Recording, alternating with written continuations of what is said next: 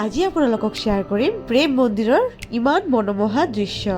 তো guys welcome back to my YouTube channel and Facebook page গৌৰীপুৰীয়া দেৱযানী। মই আপোনালোকৰ দেৱযানী জয় গুৰু চবকে। এই ভিডিঅ'টোৰ মাধ্যমত মই প্ৰেম মন্দিৰৰ অকল দৃশ্য নেদেখুৱাও, এই ভিডিঅ'টোৰ মাধ্যমত মই প্ৰেম মন্দিৰৰ বিষয়ে বহুত ইনফৰমেশ্যন আপোনালোকৰ লগত শ্বেয়াৰ কৰিম।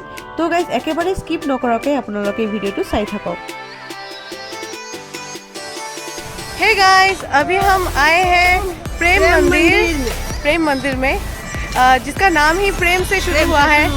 जो प्रेम की देवता है वही हमारे कृष्ण भगवान है। तो प्रेम मंदिर में हम नहीं आए ये तो हो ही नहीं सकता। तो हम आ चुके हैं। वीडियो पे आगे आपको दिखाएंगे क्या क्या देखे हम, और प्रेम मंदिर कैसा है, कितना सुंदर है वो भी दिखाएंगे। तो बने रहिए हमारे साथ।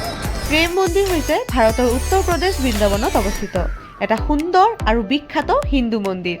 এই মন্দিৰটো মূলতঃ ৰাধা কৃষ্ণ স্বৰ্গীয় প্ৰেমৰ প্ৰতীক হিচাপে স্থাপিত কৰা হয়। ইয়াক টেম্পল অফ লিভিং লাভ বুলিও কোৱা হয়। बोलो राधा रानी की जय, प्रेम मंदिर की जय, কৃষ্ণ ভগৱান की जय। এই মন্দিৰটো স্থাপন কৰিছিল জগতগুৰু কৃপালুজী মহাৰাজে। মন্দিৰটো নিৰ্মাণৰ কাম 2001 চনত আৰম্ভ কৰা হৈছিল আৰু 2012 চনত জনসাধাৰণৰ বাবে খোলা হৈছিল এই প্ৰেম মন্দিৰ। হাজাৰ হাজাৰ শিল্পীয়ে ৰ'দে তাপে বহুত দিন বহু বছৰ ধৰি কাম কৰি এই ভব্য মন্দিৰ সম্পূৰ্ণ কৰিছিল। মই শুনামতে বহুতে ভুল কৰে এই মন্দিৰটো সোণেৰে নিৰ্মাণ কৰা হৈছে, কিন্তু সঁচা অৰ্থত এই মন্দিৰটো মূলতঃ বগা ইটালিয়ান মাৰ্বেলেৰে নিৰ্মাণ কৰা হৈছে। এই প্ৰেম মন্দিৰ নিৰ্মাণ কৰোঁতে খৰচ কৰিছিল 150 কোটি টকাৰো অধিক। মন্দিৰটো সম্পূৰ্ণ সোণৰ নহলেও মন্দিৰৰ ওপৰত কিছু সোণালী অলংকাৰ আৰু কলচ দেখা পোৱা যায়। এই মন্দিৰৰ বিশেষ আকৰ্ষণসমূহ হ'ল সন্ধিয়াৰ মিউজিকেল, ফাউণ্টেইন শ্ব', ৰাধা কৃষ্ণৰ জীৱনৰ সুন্দৰ দৃশ্য, বিশাল বাগিচা আৰু আলোকসজ্জা, ভক্তিৰ শান্ত পৰিৱেশ আৰু অগণন ভক্তৰ ভিৰ। প্ৰেম মন্দিৰ মাত্ৰ এটা মন্দিৰ নহয়, ই বিশ্বাস, ভক্তি আৰু নিস্বাৰ্থ ভালপোৱাৰ প্ৰতীক, য'ত মানুহে শান্তি বিচাৰি যায় আৰু হৃদয়ত লুকাই থকা দুখবোৰ ঈশ্বৰৰ ওচৰত এৰি আহে।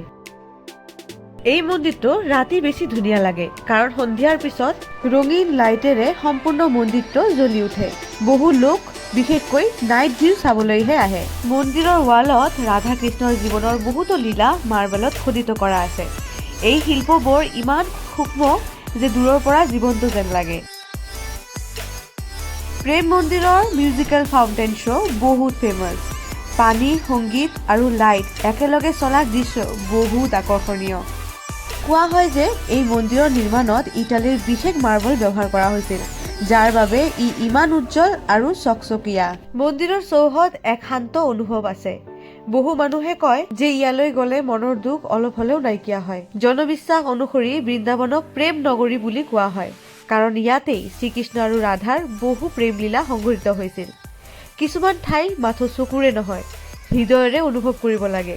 প্ৰেম মন্দিৰ তেনে এটা ঠাই, য'ত পোহৰৰ মাজত কেতিয়াবা মানুহে নিজৰ সুখ বিচাৰি পায়। আজি আপোনালোকক এইটো ভিডিঅ'ৰ মাধ্যমত মন্দিৰৰ বাহিৰৰ দৃশ্য শ্বেয়াৰ কৰিলোঁ। ইয়াৰ নেক্সট ভিডিঅ'ত মন্দিৰৰ ভিতৰৰ ফালে কেনেকুৱা দেখি সেইটো শ্বেয়াৰ কৰিম। তো গাইজ ভিডিঅ'টো গোটেইখিনি চোৱাৰ বাবে আপোনালোকক বহুত বহুত ধন্যবাদ জ্ঞাপন কৰিছোঁ। মই আকৌ আহিম নতুন নতুন ভিডিঅ' লৈ আপোনালোকৰ আগত। তেতিয়ালৈকে আপোনালোকে বহুত ভাল থাকিব আৰু মোক এনেই মৰম দি থাকিব। আৰু নেক্সট পাৰ্টটো চাবলৈ হ'লে চেনেলটোক ফ'ল' কিংবা ছাবস্ক্ৰাইব কৰিবলৈ একেবাৰে নাপাহৰিব। Bye bye.